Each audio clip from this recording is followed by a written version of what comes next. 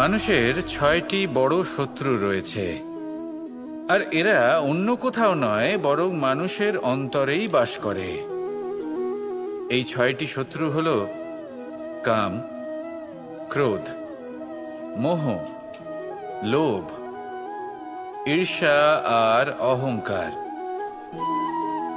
কিন্তু এরা কি চিরকাল আপনার শত্রু হিসেবেই থেকে যায়?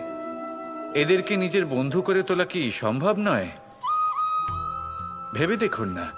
এবার যদি কথা বলি কাম নিয়ে, অর্থাৎ কামনা করা, তাহলে মানুষ যদি জীবনে কামনা করতে থাকে তাহলে সন্তোষের অনুভূতি লাভ করতে পারে না। কিন্তু এই কামনাই মানুষের বন্ধু হয়ে উঠতে পারে। কিভাবে? ধরুন, যদি মানুষ ভাবে আমি আরো অনেক বেশি শ্রেষ্ঠ ব্যক্তি হয়ে উঠতে চাই, আর তার জন্য কর্ম করে, পরিশ্রম করে,